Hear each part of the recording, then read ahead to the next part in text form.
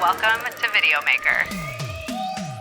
The podcast that cuts past the highlight reel and takes you straight into the raw behind-the-scenes stories of creatives and makers. I'm Carly, founder of The Good Vibe Media, a woman-owned and operated video production agency and a creative studio space. Every week on VDEOMKR, I sit down with filmmakers, creators, and creative entrepreneurs for a deep, honest conversation you don't typically hear.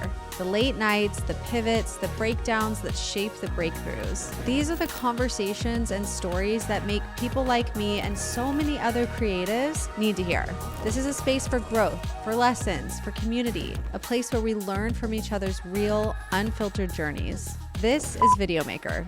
Let's get rolling.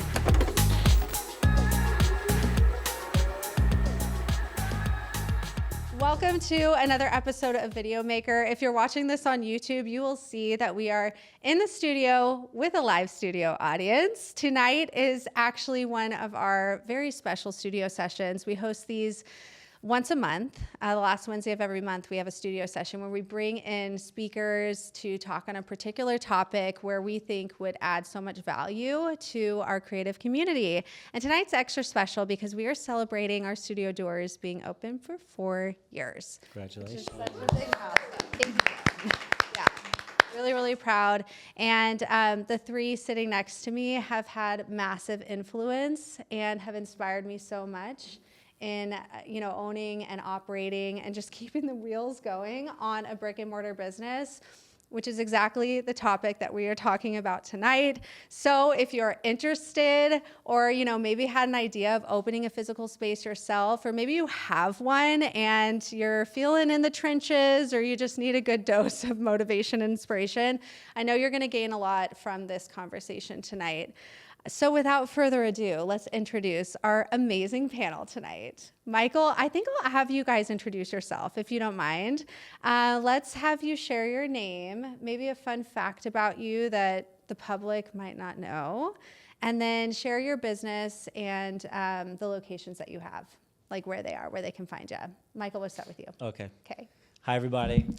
Thanks for inviting me. My name is Michael Roviello, and I'm one of the founders of Optimize, Mind, Body, Breath. We started our first location in 2019 when we opened up the doors. We are a human optimization facility. We have a wide variety of different therapies, ranging from cold plunges to saunas to red light therapy, compression, PEMF, sound beds. We teach breath work. And we've been in business since 2019. We have 4 locations right now in the Valley.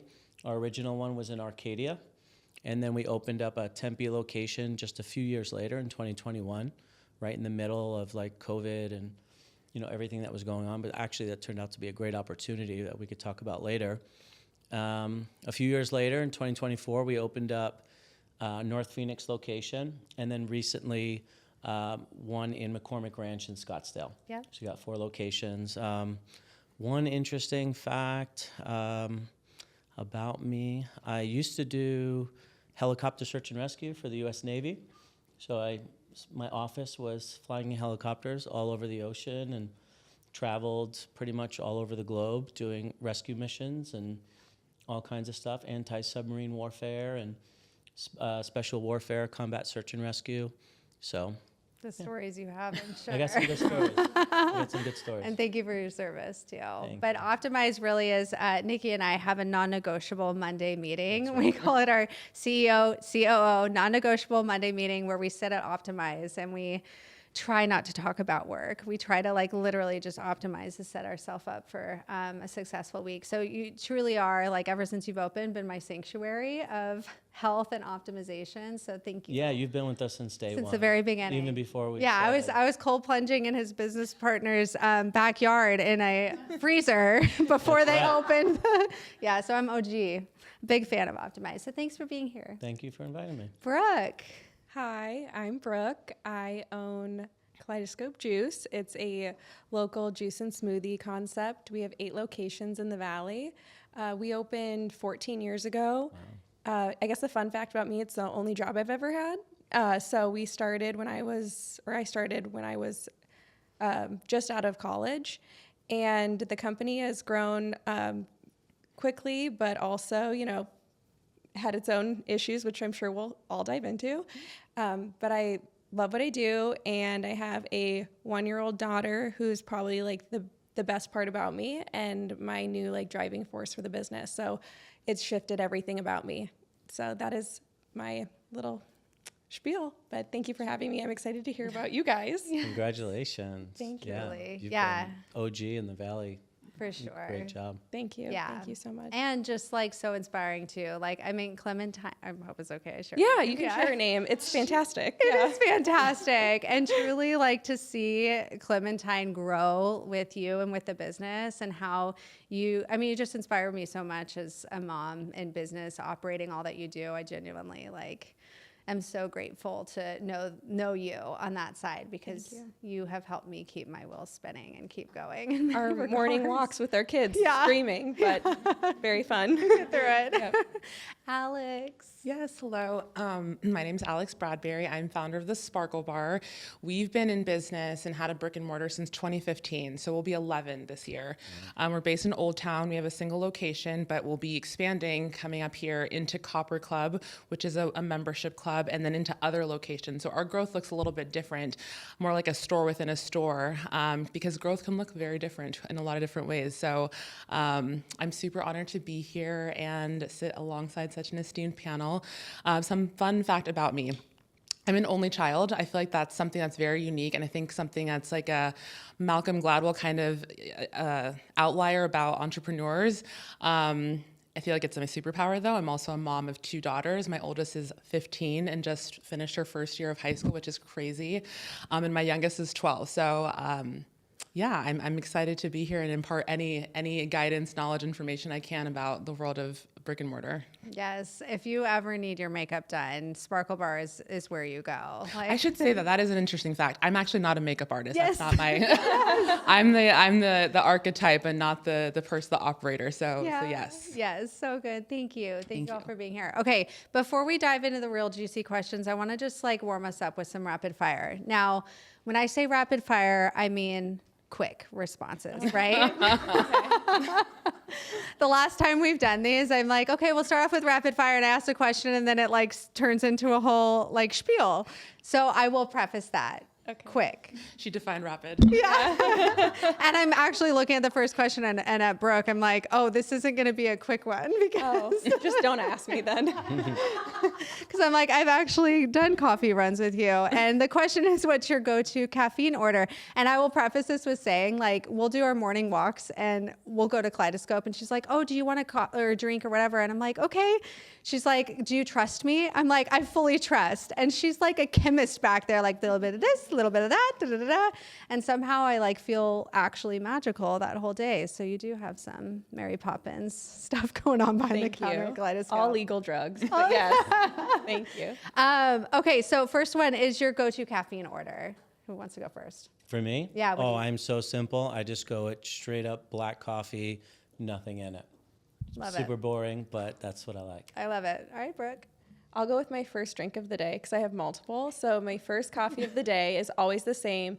I do a plain black coffee, but I add collagen, and I also add inositol, lactoferrin, and then methylated B vitamin. And then that's just my intro. Intro. Love it. Intro drink. I'm pretty simple. I also will do black coffee, no room. If I'm getting exciting, I'll add honey to my coffee, but that's about it. Love it. Okay. What is one thing every business owner can implement to improve customer experience? One thing. Systems. Yeah. Operations, yeah. Aside from what they've mentioned, I think maintaining that human connection. Yes, for sure. For sure, especially nowadays. What is a dream collaboration you want to have with a brand or a person? Dream collaboration. Anyone can spit out first if you got an answer. I have several. What I do love most about the ability to have a brand like mine is that we can play in a lot of different spaces. So everything from Kith to Supreme to Siegelman Stables to Chill House, Glossier, there's lots. And I think that there's lots of ways that we can do all of that. So Love that. Just a few. Mine was really just like my dream person, so it has nothing to do with my business, but Celine Dion. So Love. Okay. I would say it's Wim Hof because we were inspired by Wim Hof. We started teaching the Wim Hof method. That's how we got into the business that we're in right now. So he was our inspiration. And he was supposed to come to Arizona. Everything was all set up. We were going to do a big retreat with Wim Hof and his organization in like northern Arizona in 2020. But obviously everything got turned upside down. So he never got a chance to come to Arizona. But it would be really cool to have him come and like hang out at the center. And so many people are inspired by him to meet our customers. Yeah, That would that's be a foundation. my dream collaboration. Yes, it's going to happen. I see it. Okay, what tasks eat the most time every week, most of your time? What's like a task that eats the most of your time? Email. Email. Okay. Email is there's so many emails. I think that takes up the most damn time. Yeah. And just really sorting through like what to pay attention to and what is just like someone trying to market to you. And, you know, people use really interesting subject lines, so they kind of hook you in, and just to realize that you just need to move that to the trash box. They got the open though. yeah, that's true. I would say banking for me. Yeah, Yeah. a lot of banking, a lot of driving to the bank. But I do cash deposits, so Oh, that's true. it's just the most time consuming. Yeah. I think that, the operational piece. I mean, you're always putting out some little fire, whether it's like IT related or you have to deal with, an event or something. There's always something that you have to address, and the challenges are different every day, but you just have to maintain a level of readiness. Yep. Yeah. So true. Okay. This is about employees. What is your biggest green flag in an employee? Honesty. Yeah. That's a tough one. I mean, I would say, you could teach a lot, but one thing you can't teach people is how to care. You could teach them the skill set, you could teach them all kinds of things, but you can't teach people to care and love what they're doing. Yeah. So that's a green flag when I can really see somebody's passionate and they really care. That to me goes a long way. Yes. So true. I would say the same thing, because what we do is so just personal. It's very important that we can teach you how to apply makeup, but at the core, what we do is help people see themselves differently. And it's important that others are able to reflect that kind of light and help others see themselves in ways that they haven't seen themselves. Yeah. So good. All right. This is the last one, and this will be a one-word answer. Finish this sentence. Owning a brick and mortar business is... Exciting. Hard. Old school. Old school, baby. All right. I love it. Thank you guys for warming up with that. Okay. We did have our audience ask some questions when they bought tickets to come to tonight. And so we've got a few of those sprinkled in as well. And there's a good variety. So we're going to cover a lot of ground and probably bounce all over the place. So hopefully everyone will follow along. The first question that I have, I'm really excited to see how you guys respond, is how do you leverage digital in a brick and mortar business? How do you leverage digital? We just brought on social media this year. And so obviously almost being like well over a decade old brand, should have done it earlier. But we view our social media, it's obviously free, you can do ads, but we view it as our direct mouthpiece to our customer. So we think of digital, when I say digital, I really say Instagram's probably our main source, but Instagram and TikTok, it is like our billboard for ourselves. So I would say if you have a business, even if you are a business owner and you're starting a new business, you are the face of it. So you need to view your social media like a diary and start tracking every single thing that you're doing as your diary and holding on to it and then like regurgitating it. Because a lot of people love social media and it gets kind of hyper repetitive when you're posting the same thing over and over, but you can't replicate authenticity when somebody loves what they're doing. So I always say, like, when we talk about our product, what it's good for, what we're making, and then I've had to get more activated in it as well. It's just because you want your product to be a living, breathing being. So that our digital for us is like, it creates Kaleidoscope as its own person. Yes, totally. How active are you in it? I fortunately have a great team that I outsourced and hired, Lindsay at Bay Creative. So she's fantastic. She's local, and I've known her for quite a while. And we've worked together with her on projects for our summits. She does a structured tier for us, but it's basically posts, strategically. However, I do have somebody who's in-house, more marketing, social media, who does that connecting line, because I never wanted outside media company can do a great job at shooting a product, but somebody that lives and breathes our brand can actually tell the story of our product. So I go to everything, and I'm in all of our meetings, and I'm, at every shoot, but I like having somebody else whose sole job is to know like the voice brand with me to make sure that I don't miss anything. Cause I'm doing other stuff, and I'm up and I'm down and I'm running late or picking up my daughter. So she's pretty dedicated in that. Yeah, so good. How about you guys? How do you guys utilize and leverage digital for your brick and mortar? We've done the same thing. We started out with Instagram very early on. We did more on Facebook back in the day, but Facebook kind of faded a little bit.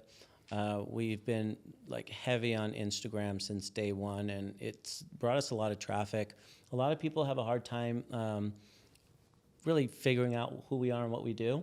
And so video has been amazing. And also we're always trying to share what types of things that we can solve for people. So testimonial videos or people just sharing their experience, the outcomes that they're getting were really powerful for us and still are.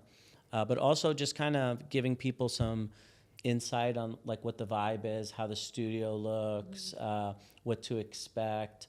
I think that's really important, because if you're thinking about coming into Optimize, there's like two things that sometimes prevent people from walking in the door. One is the cold plunge, like, oh my God, I've never done a cold plunge. Like, I don't know how I'm gonna do in that experience. And so there's always a little bit of fear. And also being in a bathing suit in front of strangers. Yeah. I knew that from day one. I'm like, that's gonna be a barrier to entry. And so how can we create an environment where everyone feels welcome, and comfortable, regardless of where you are in your health and fitness journey. And that's always been really important. So the people we hire, the ambiance, the music that we play, the way we treat people when they walk in, all helps to kind of remove that barrier so they feel really comfortable in the space. Yeah, so good. Alex, do you have any? So, we have a very similar type of business in that people come into the Sparkle Bar in a very vulnerable state where they're like not wearing makeup. And so we have to create that same level of comfort so people can visually see that when they come in, they'll have an experience that's exceptional as well. So we try to tell that story on Instagram, of course. We have been using a lot of like Claude and ChatGPT to really get ahead of optimization on that level. We are on LinkedIn because a lot of our clients are doing a lot of corporate type of things. So we just try to make sure that whatever audience we're in front of, we're telling a relevant story that resonates with them. But, I oftentimes have too much that I don't post. So I'm in this space like Brooke where I'm actually having conversations with people who can like do the thing, just post for me, which kind of frustrates me because as the person who's not the makeup artist, that's the only way that I've been able to stay connected to our audience. So I have a little bit of resistance to give that up. So we'll see. But I currently work with people like the Cronkite Agency. So like universities who've been really helpful to help us stay very tapped into different markets from all age demographics. So I try to be resourceful and creative and, stay in there. Yes, so good. Okay, I'm going to switch gears into more of like the brick and mortar space itself. So with rising costs of products, materials, rent, etc., how do you continue to provide a quality product or service while retaining your customers? Let's talk about rising prices and how you're managing that. Well, for us, in a way, Who wants to go first? yeah, unlike the food business where, you're buying products, say, weekly, and you're seeing that cost go up, we provide services. Yeah. So, like, it doesn't impact us as much. I mean, we have retail products, of course, too, and we have seen like changes in that price. But Will you open that? overall, we have services. So the services are there, and it hasn't impacted us as much, but rising prices impact customers, you know, and then they start to feel the squeeze, whether it's the gas prices and all the things that are going on now. And so that sometimes then translates into where they're going to spend their money and, you know, what's priority and those types of things. For sure. I would echo that. We're in the luxury business, and so we're definitely the first thing that typically will come off of the disposable, you know, spend budget. But you know, you have to just get creative and adapt and resourceful. So for us, that looks like creating, you know, attractive packages that our clients maybe haven't experienced and tried. But I think we're in the same boat as everyone, where you're just kind of ebbing and flowing, and that's what you have to do. You have to just be like water and fluid and roll with it, because you have to just be flexible. Yeah. We deal with it in food. It's literally day by day. So which it happened before inflation obviously went up. You could have all of spinach get completely washed out, and then you're looking at spinach at a triple cost. So we're an act of God company, where a lot of our product overnight can be ruined. And then our turnaround has to be quite quick on it, because our shelf life is 5 days. So it's not something that scares me as much as other brands, because I'm so used to it, which is a blessing and a curse. But I try to always decide what my main key points of my product are going to be, and it's sourcing, integrity of, you know, who I'm purchasing with and who I'm working with, and then also what I know the customer wants. So I'm not going to remove a product that I know is super popular because the cost went up so much. I usually eat it. And I'm doing that because I have all these people who have come through my doors every single day for 10 plus years, and they've stuck with me through it. So I can eat it for a season or a few weeks. It's not a long-term solution, but I'll go to something else on the menu and I'll say, okay, can I lower this? Can I take this off? Can I not order it, in order to have my customer base be satisfied? So there's no way you can make everybody happy, but within food service, there's ways to meet your customer, keep your brand integrity, but you have to be willing to shift your menu. So it's same thing in services. You just have to be able to remove a certain flavor of a green juice in order to keep the gold juice that, you know, people will always be looking for. For sure. Always adapting. We were literally just talking about this the other day, where it's like the only consistent thing that we have in this business is change. Like, we have to be adaptable in order to keep this business, you know, thriving and serving our customers to the best ability. Thank you guys for that. Let's talk about how you streamline and systemize training for your new hires, because I know you all have, a different operation. But let's move into, you know, new hires, and I want to talk a little bit about team and employees too. So let's start with how you know, kind of create those systems for training.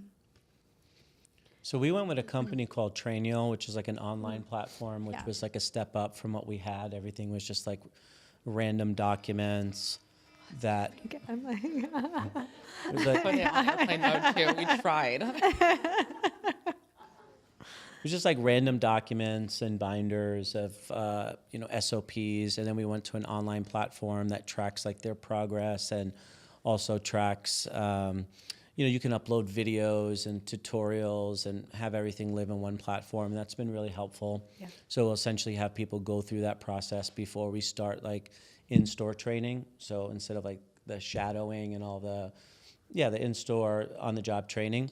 And so that kind of gives them some knowledge, so that when they start to go through the process of on-the-job training, then they could, you know, ask questions and a little bit be more informed, because we have a lot to educate people on. Because there's certain people that cannot do some of the therapies, you know, pregnant, cardiovascular issues, people with insulin pumps, pacemakers. So there's like a safety concern there.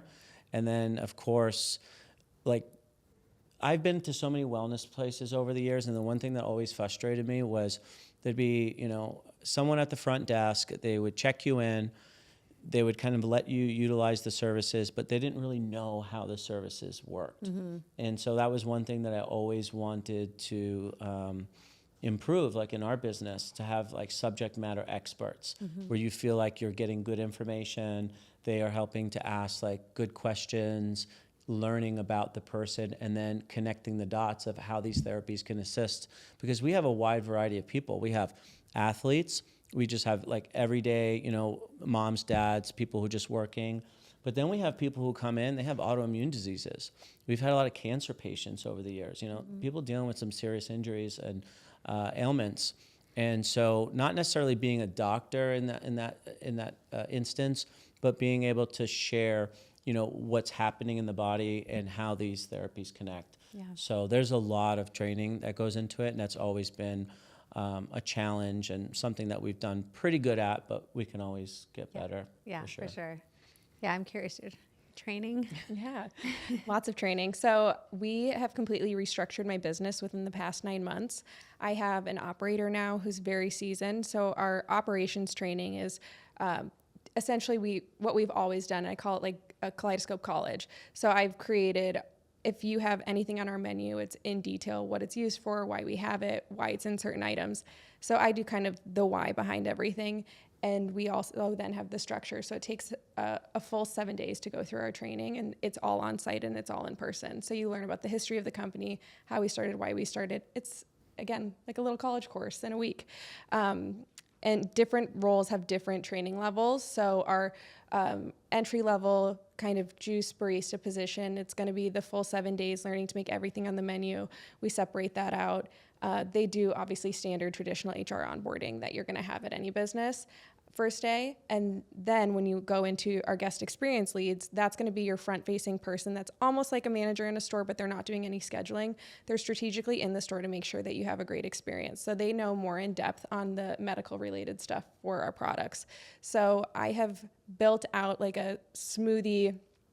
I keep saying college because I tell the girls, I'm like, view this as going and getting a certificate. Mm-hmm. And when we do refreshers on items, so that level of experience lead is going to be able to help you not diagnose or treat, but if you're coming in for a specific ailment, they can guide you in a better way comparative to somebody who's an entry-level onboarding. And there's usually somebody always on staff that's a guest experience lead. And then they also simultaneously are the ones who are also responsible for any type of health inspection. So legally in food service, you have to have somebody who's ServSafe certified on schedule at a restaurant at all times. So we have that we pay for them to all go through training as well. And then up from that, we have our area managers. And so our area managers are going to be individuals that are doing everything from scheduling to running our payroll through our new operations lead, and they're doing percentage of sales. So we're giving them specific key markers and entry points, and we're trying to train these young women to become operators. So that's a big thing where I always say, like, Kaleidoscope may not be your forever, but it will be the best first job you've ever had.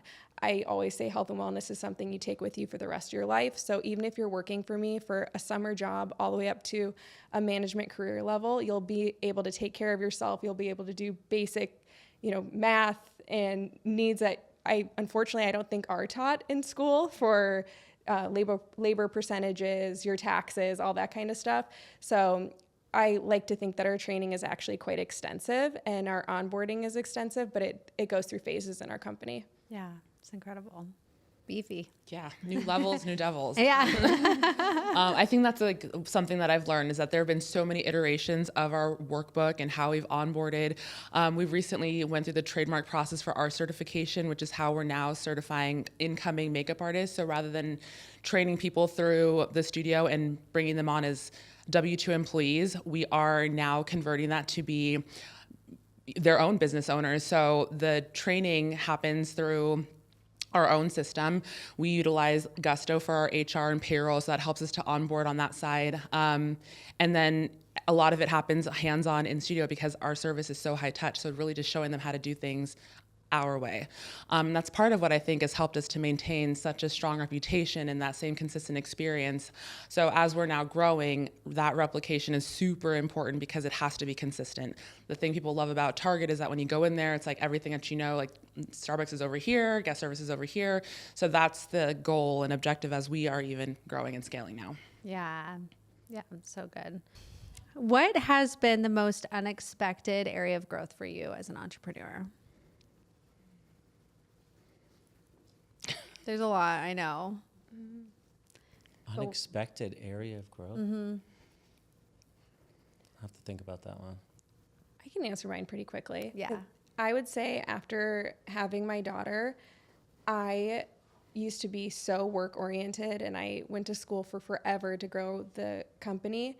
And I love that. But when I had my daughter, I had a serious mental shift of, what am I doing this for? Yeah. And so the biggest growth that I had was in my marriage and me as a person and growing as a mom. Mm-hmm. That's a good one.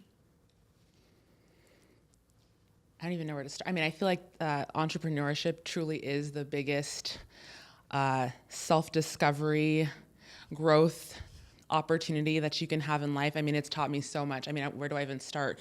I think that what I've learned about myself is the amount of resilience that I have, because I've been put through a lot. I feel like the last decade, my 30s were rough. And so, but I feel grateful because every challenge that I've faced has taught me something about myself. It's equipped me in ways that I didn't expect. It's given me capacity for things that I didn't know that I had, which reminds me that everything that I've gone through is part of something bigger. So it just, I'm proud of all the experiences that I've had. I wouldn't change them because they've made me who that I am. And while it's been difficult, I am truly grateful, especially to be here right now because I wouldn't otherwise. So Yes. I started out growing up in Queens, New York, and I had random jobs, did different things, and then immediately when I was 20, I went into the U.S. government. So it was my first time working for the government, and that was I would say my first career working in the government for the U.S. Navy. And so I worked for the government, and I kind of learned how government work is, the mentality. It has its own vibe, how people move up.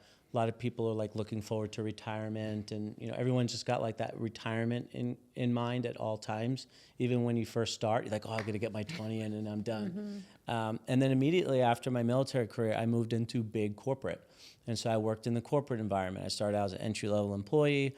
I worked my way up to manager, worked my way up to director, worked my way up to senior director. So I got to play the corporate game and learning about different departments. And I was in operations, so you kind of learn about all departments. You had a network with HR, accounting, finance, all the different areas, marketing.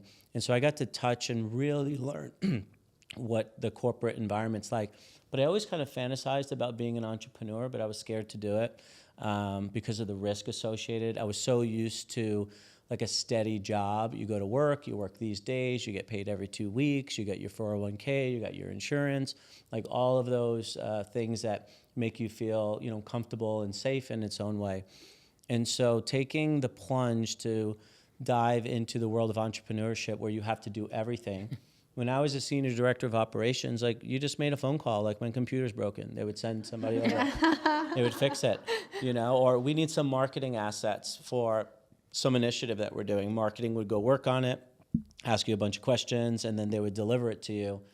As working as an entrepreneur and a small business owner, you have to do everything yourself. So I've grown a lot in that sense of just being able to take on that risk. And the game that we play, especially opening up new locations, is a game of risk, because you're always leveraging money. You're fronting money to make money back. And, there's timelines for that. And so you're trying to hit those goals.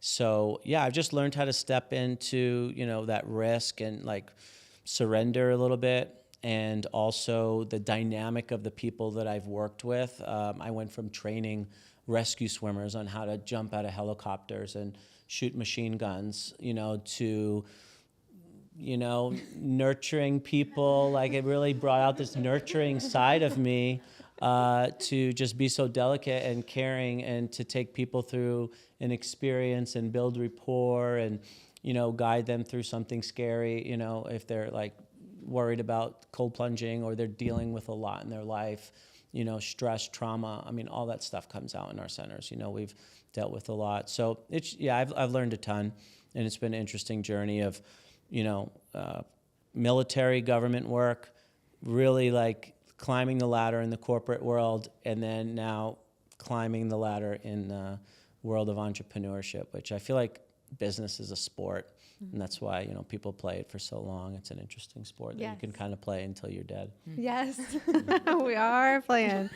We are deep in that game.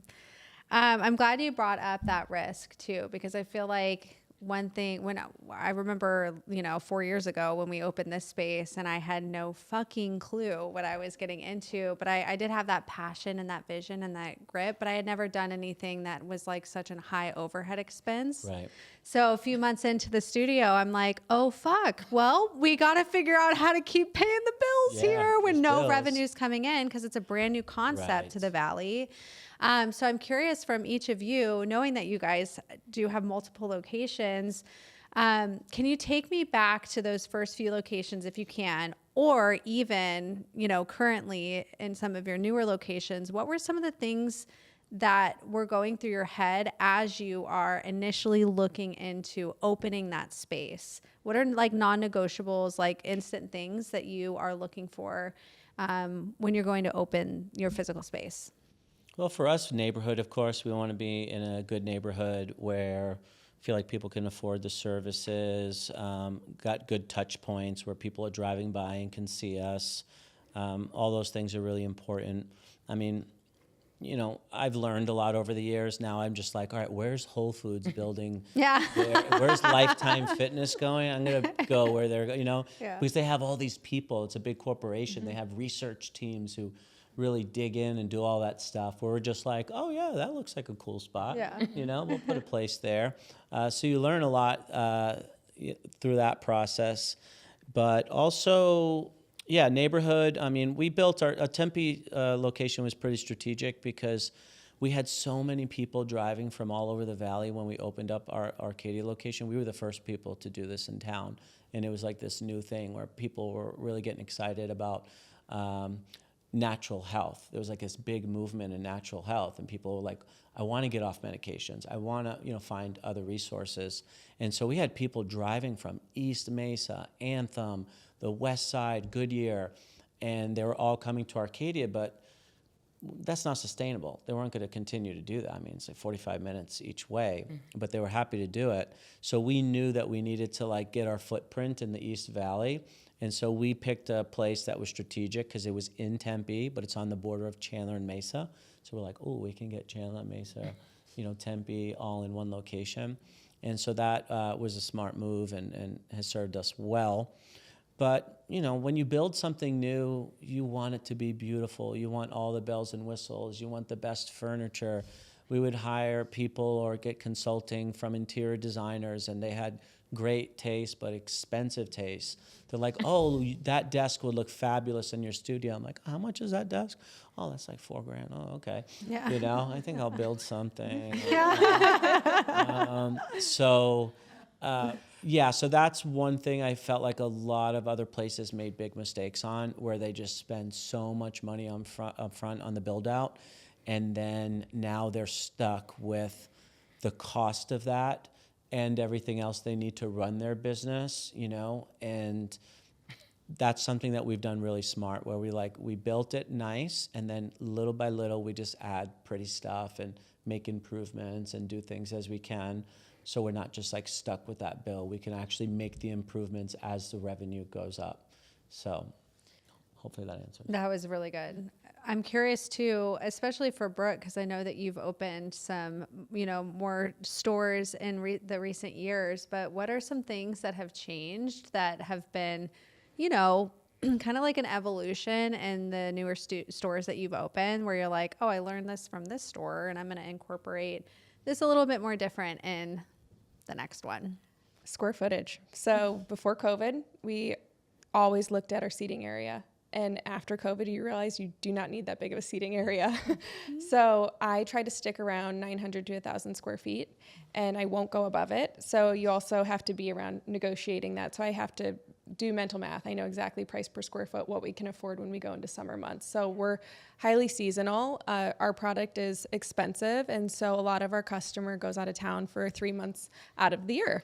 And that is great, but I have to be prepared for summer, and I always know that I have to be able to pay rent May, June, July, not just the popular months.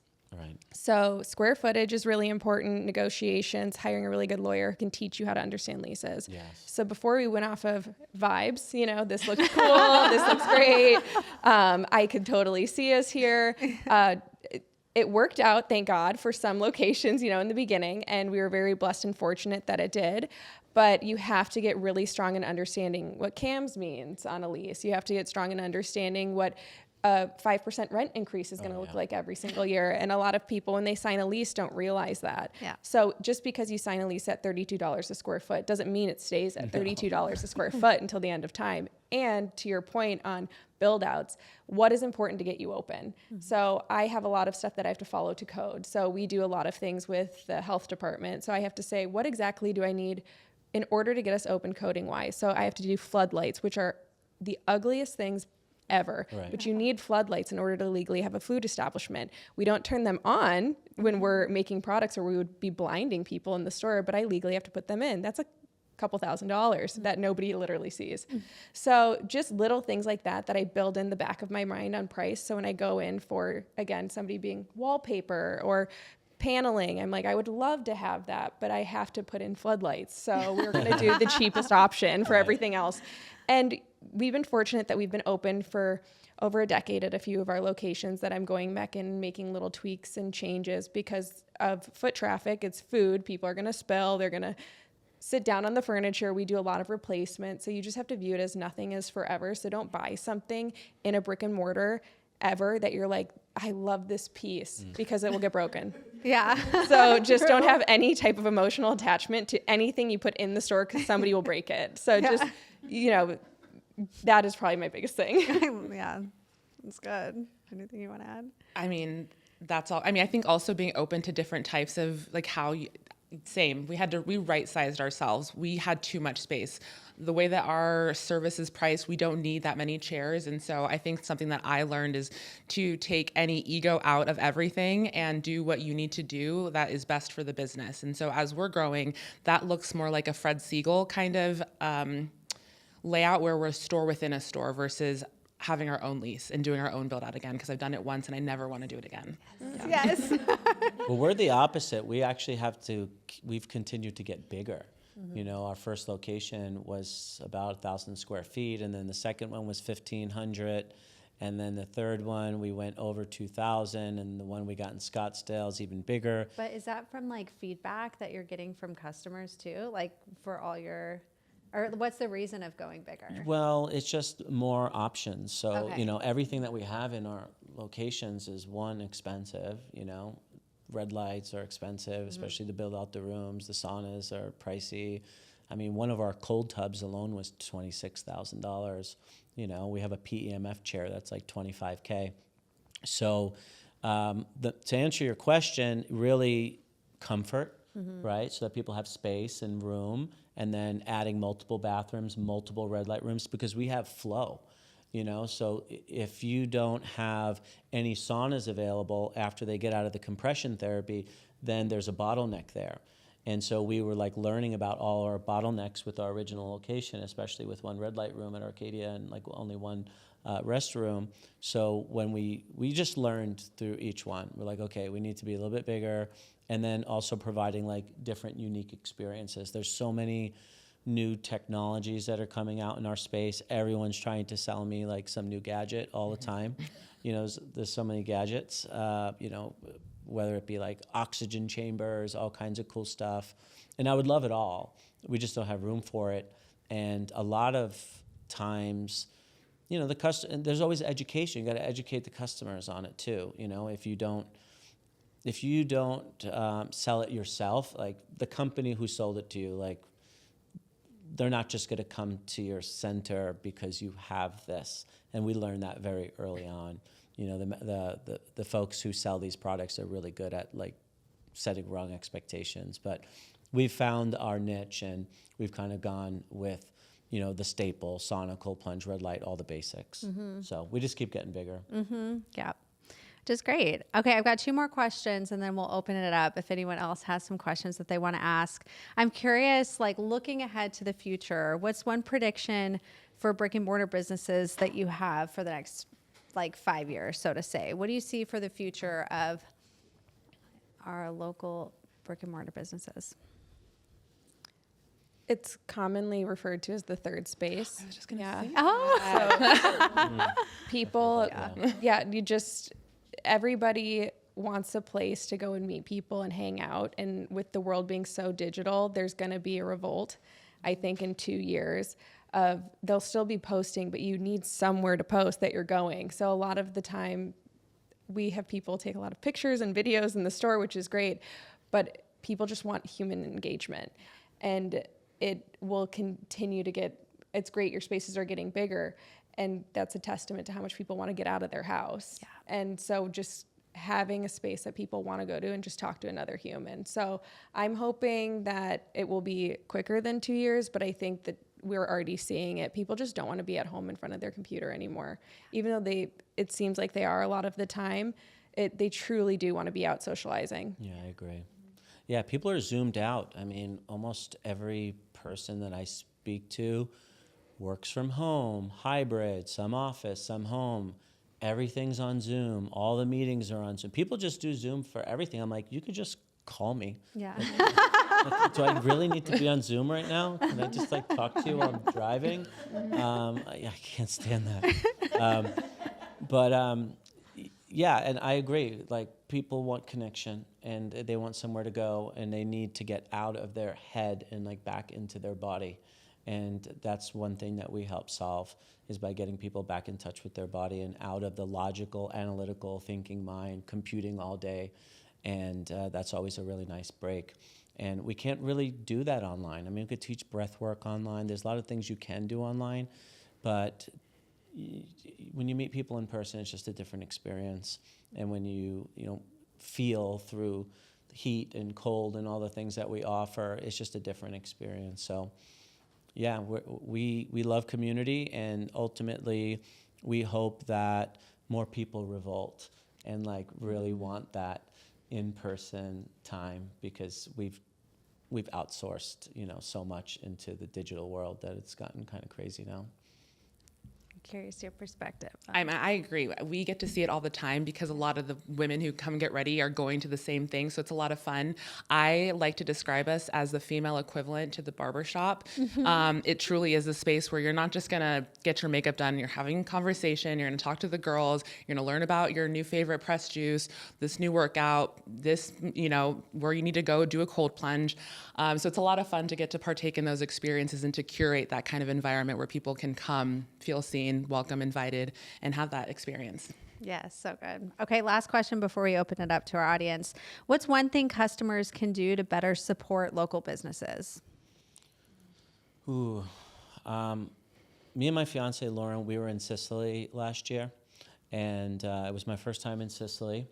A little storytelling here, but I'll try to wrap it up. I love it. We love stories. And one of the things that impressed me the most about Sicily is that I did not find one corporate anything.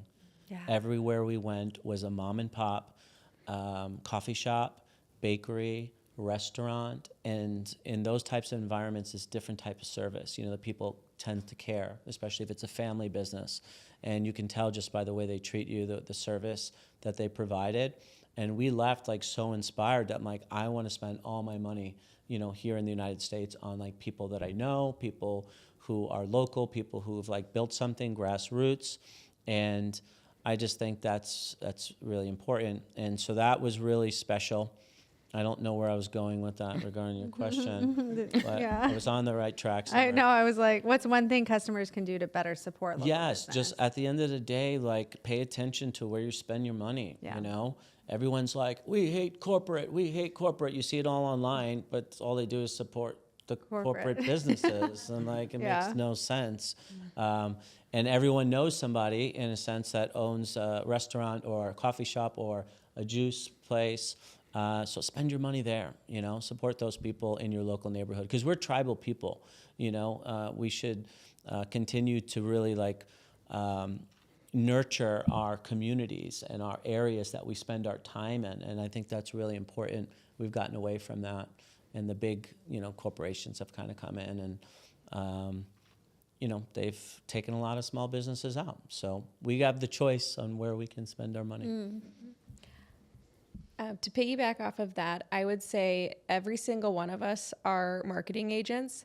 So I am intentional that when I talk to other people, I will bring up my friends' businesses. I'm going to do it right now. So I have two really great friends here, one of which owns a beautiful SPF wearable. It's called Eclise, and it's stunning. She designed it and makes the product, and it is scarves, dresses, skirts, tops. It's beautiful. It's local. And so obviously everybody in Arizona needs to protect their skin, but you can get it all over the U.S. And then my other friend, Caitlin, she is starting her own business called Poudreau, and it is revolutionary in the body brush space. So they're launching in 2 weeks. So It's huge. yes, it is. It's huge. It's great. But basically, that is the whole point. I always try to highlight people I know and what they're making. I'm friends with a lot of really amazing, inspiring people, and they support my business, which obviously, yes, shop local, but talk about them. Talk about it. And be excited for them. Yes. I like that. Yeah, I love that so much. Alex, anything? All of that. I think I have a personal connection to almost every single person that's come through the Sparkle Bar, and that's because we've been very intentional about building that ecosystem. I like to think of it like throwing a little pebble in a pond. Like when you do that, the ripples of impact that can be reached as a result of just effort is huge. So yes, talk about them when you're on social, like please comment on the post, send it to a friend. Those very simple actions really do help the reach, and we spend a lot of time and effort and energy to try to get the messages out there. So in a sea full of noise, it's very helpful. It's true, when you spend local, more of your dollars stay local, and so it's just something I make a concerted effort to do as well, because I know the people that I'm spending my money with and how that's going to impact not only their families, but their team and just the residual impact that has. And when it's personal, I think it's meaningful. And so I hope that everyone just looks at every business owner as like a person behind the business who's trying to do something awesome for their family. Yes, so good. Okay, I'd love to open the floor to some questions in the audience. If you do want to ask a question, please tell us your name and give us, if you've got a business, tell us a little bit about it. Let's go, Julie. Okay, well, we're going to bring you a mic really quick. Oh, okay. So that way we can hear you. Thank you. Just like Yep, this. that's it. All right. My name's Julie. I own the House Cream Project in Arizona Gifting Co. So we're like a corporate gifting, brick and mortar in Old Town Scottsdale. My question for you guys, and also thank you for tonight. It was really inspiring. I came in like yawning and like, I'm so tired. And now I'm like, okay, I have so many ideas. My question is like, what's one non-negotiable for you every day as the founder of your business? I feel like sometimes I have to like reinvent the wheel every day to like amp up my employees and my customers. Like what's one thing that you're like, I'm doing this every day to make sure that I have a successful day or get through the day? That's a good Like one. a personal thing that we do for ourselves or for our business? Either or Maybe or both. Yeah, maybe both. Well, I got to center myself first. That's like really important. And I also have to practice what I preach. You know, I'm in the business of health and wellness, and I think it's really important for me to lead by example. And so I'm always essentially trying new things, using the therapies myself, like letting my team know and also my customers know that, you know, I'm a practitioner of this process. So that's like really important to me. But also for me, because everything is so digital and so distant, and I feel like people are growing further and further apart, I make it a point to visit my locations every single day, pretty much. And I like that FaceTime with my team members so that I can check on them, see how they're doing, see how life's going, all the things that like are outside of the everyday business, just to have that personal connection, just to know that like I care and support them. So that's really important to me as well. So I do a lot of driving. I love driving. Yeah. I always have some sort of movement. So I will work out, walk, take like a class at Workshop Pilates that I've done with Carly before. I have to move. It is the only way that I will be a pleasant person in all facets of business and at home. So I do that every single day. And the most important thing that I do for work every day is I go through all of our reviews, feedback, anything that comes in through social or our Square, and I make a point to reach out if we usually always have some sort of positive amongst some negative too, but I will reach out to the individual and tell them the positive review directly from me. So we have a staff of over 75 people. So I know that I'm not going to be able to have a touch point with each of them every single day. So I try to make it known that I do see when really great things happen, because usually you only hear the bad news, and you usually get bad news from your boss if they're coming in for a review. So I try to make it a point to reach out and personally thank them. Are these like customer reviews, like online Google reviews, stuff like that? Yeah, Square feedback. So we have Square software, and we can have direct access with our customer, and they can respond to each transaction. Yeah, that's good. How about you? So something that I do every day, and this is my neighbor, so I'm super grateful to be surrounded by so much community. This is awesome. I try to I go outside in the morning.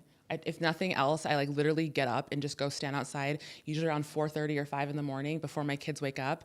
And that's so that I can truly just like get the first sunlight and just start being thankful. And I know it sounds very cliche, but as somebody who's been through like the ringer this last year, it has been my saving grace to like just my feet work. I can get out of bed. I'm in my own bed. I'm not in a hospital bed. I can open my eyes. I can go outside. I have agency.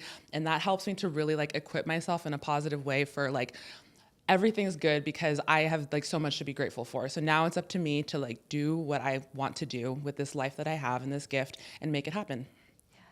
I really like that. Yeah. And sister. I've done the same too. Like, as a business owner and entrepreneur, I mean, you get a wedgie every now and then, Yeah. Life Good way to gives put you a it. wedgie, a noogie, right? You get punched in the mouth quite a bit. And so I've really like leaned into my faith and like having more conversation, like asking for help that's like outside of mentorship and asking for help outside of like just other business people, that's more like spiritual. Yes. And that's been something I've leaned into a lot this last Very year. Jesus, take the wheel. Like, Yeah. just take it. Yeah. For sure. Yeah. That's so good. So good. Thank you for that question. Caitlin. We all need a good wedgie every now and then. Yeah. Keeps you humble. Yes. Keeps you humble. Yeah. So this one might be slightly controversial, so you don't have to like say specifics, but what's the last thing you said no to, either in your personal life or your business, to protect yourself or your business? Events. I get invited to so many events. Yeah. Thanks for not saying no to this one. Not this type of event. This is good. But like I get invited to a lot of events of people who are hosting some sort of wellness activity. Yeah. And so they want us to be there to like have cold tubs. And, for me, those events can be fantastic and really great, but we had to be way more selective because there's lots of options. And, you drive there, you pay employees to be there, you buy, 500-600 pounds of ice, you spend a good portion of your time there. And sometimes it doesn't turn into, sometimes just good PR, like getting the name out there, which is okay. But sometimes it doesn't necessarily turn into more people coming to our studio. So we've had to be like way more selective on who the right demographics are, what are the type of events that are important for us to be at. And so I had to say no quite a bit. Yeah. That's a good one. I have to say no to a lot of events as well. We get asked. It's a huge lift to pay for people to be there and make products. You're paying someone to make the product. Nothing is cheap, obviously. Right. But I would say more on a personal level, I am just like really in my mom era. So that's like not helpful from a business perspective. But I have made the conscious choice that I want to be a present mother. So I say no to a lot of trips for girls for birthday parties. And I say no to a lot of medical conferences, which I'm more so getting back into them, but I will only do them locally.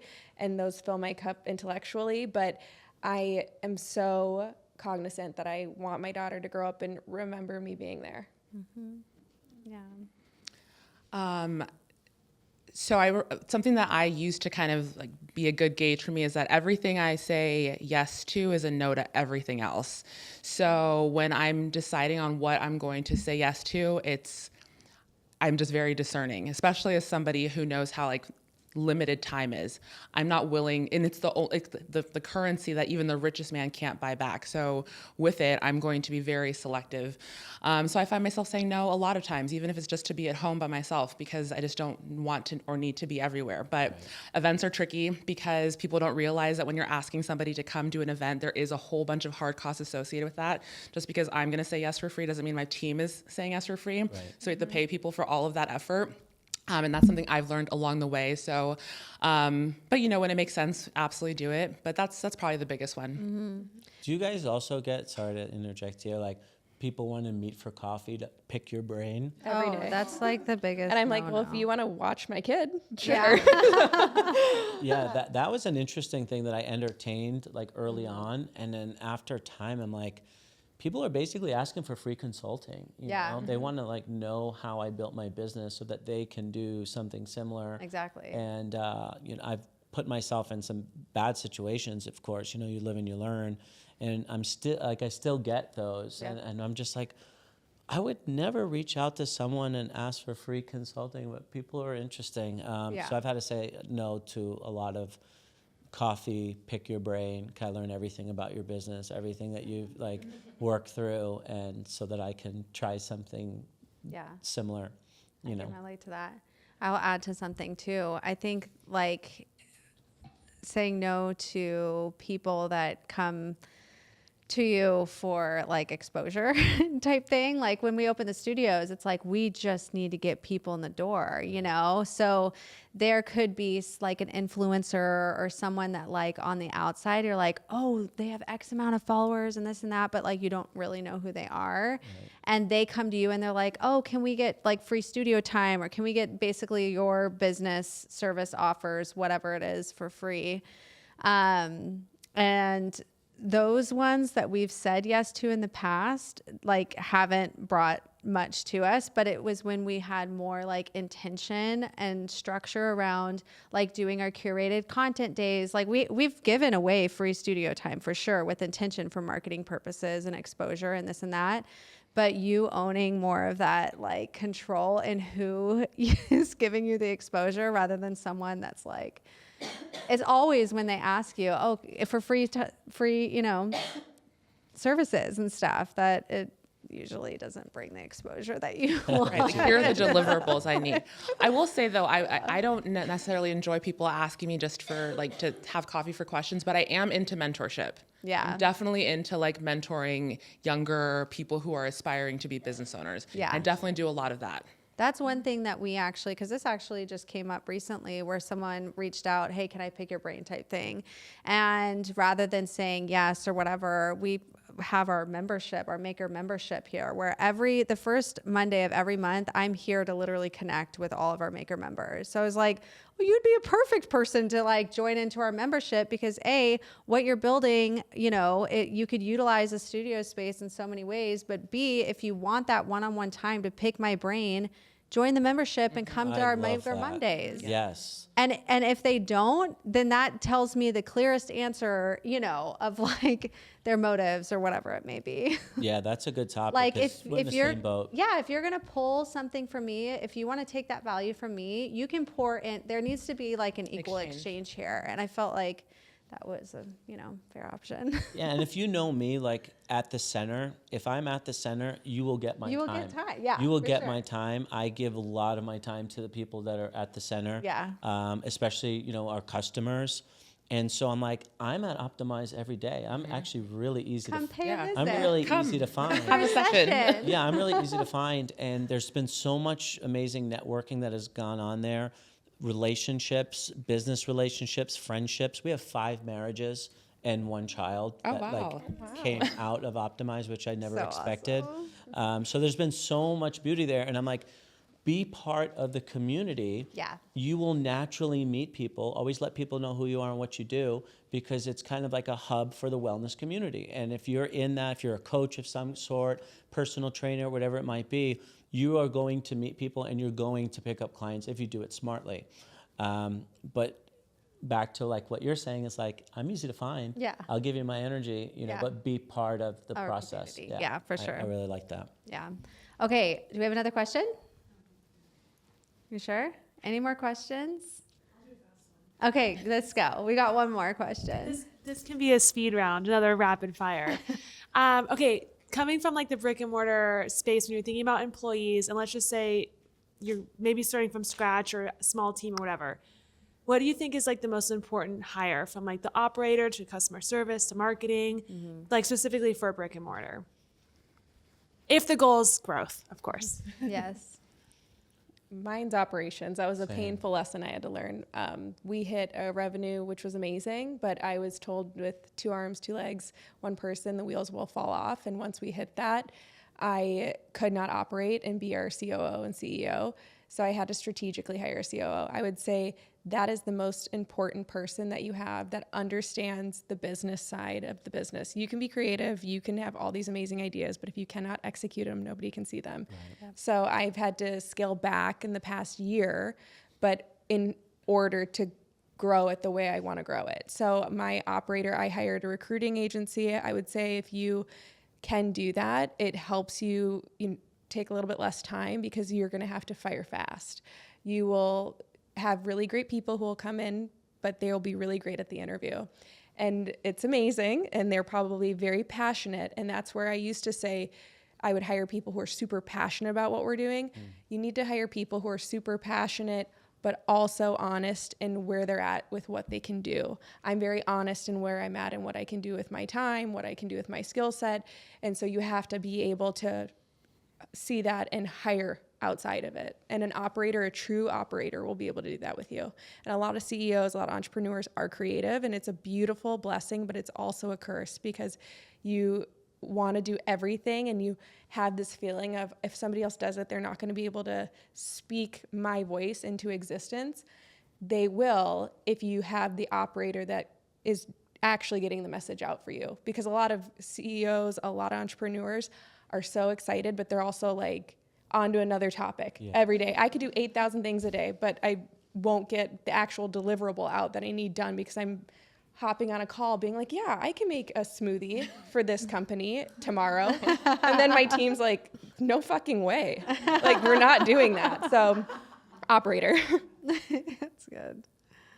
I would agree. I mean, I feel like I'm at the stage too where I need that person, and my business is a little bit different because we perform a service, but then there's the whole business side of it because there's an artistic component and then business. So I think that the challenge is not hiring early or fast enough, right? Or like soon enough to where you're being pulled in all directions. So I would say it's someone to execute on all of the ideas.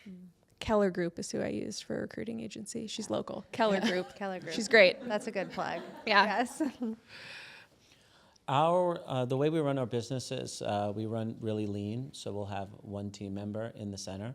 And so if you don't hire the right team member, I mean, it can sink, or elevate your business, depending on how they interact with the customers.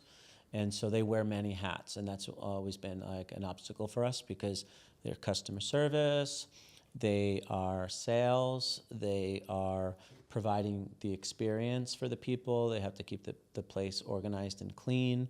And so they wear a lot of hats. So we've always found that, someone might be really strong in sales and really strong in customer experience, but they don't want to keep the place tidy. And so just trying to find that person that kind of can check all the boxes has always been tough for us. So having a really good manager that really cares about the business, that's willing to lean into personal development and growth and learn, has really always been really important for us. So good. Thank you guys so much. Before we wrap up, can we have you guys share maybe something that is coming up for you in your business, new location, a new product, a new event, something that's worth sharing, and then how people can stay in touch with you and support your business? Alex, you go first. Okay. So you can follow us at the Sparkle Bar everywhere. We have some exciting things coming up. We are opening a new location at Copper Club, which if you're here locally in Arizona is off 36th Street in Indian School. So we'll be able to service our more Phoenix client soon. And we launched our trademark certification program, which I'm very excited about. It means that we'll be able to deliver our same experience globally, which is exciting because now our clients who've come to love us here can experience us in Philadelphia, New York, Tokyo, wherever you need your makeup done. So we're looking forward to what that looks like. So good. Thank you. Congrats. Thank you. Love that. Most recent thing coming up that I'm proud of, we're partnering with Phoenix Children's Hospital, and we're going to be having our smoothie in the hospital for all the doctors and patients at Phoenix Children's for the month of June. So I hope that you're not there for a negative reason, but should you so happen to be at Phoenix Children's, they do have it's stunning cafeteria that anybody can go to and have lunch at. We have our product in the hospital. It's my first time working with a hospital for a medical collab, so I'm very excited. So incredible. I'm so proud of you. That's huge. Thank you. Oh, and where can people find you? How can they stay in touch? At Kaleidoscope Juice on social media. Yeah. Okay, perfect. For us, it is working with veteran organizations and first responders. So we've made relationships with fire departments around the valley. And so now we have like waves and groups of these firefighters that are coming to utilize the services. And we've been doing a lot of work with men's groups, women's groups, first responder groups, veterans groups, and we're also doing a lot more events. A lot of our customers have been asking for like social events because they kind of meet each other at Optimize in passing when they're doing their sessions. So now we're opening up like Saturday evenings where we're going to be doing like mixers, music, more social, more networking. We even had a singles event a few months ago. Place where people can meet each other. Because naturally. there's marriages and babies happening at Optimize. Wellness is a common denominator. Yeah, because a lot of love people that. say like, I want to meet my person, you know, I want to meet somebody, I want to meet somebody like-minded, and they don't want to go to the bar, maybe they're sick of the apps. I love and it. so we're just opening our space up for those opportunities and having somebody else kind of curate the experience, and it's been really interesting. So we're doing more of our own events. Can you spell Optimize so people can find you? Yep, OPTIMYZE.me. You can find us on social. Yeah, we're pretty easy to find. Find us on Google. Awesome. So good. Well, thank you all so much for being a part of this episode. So grateful for each of you. Thank you. Thank you. Yay!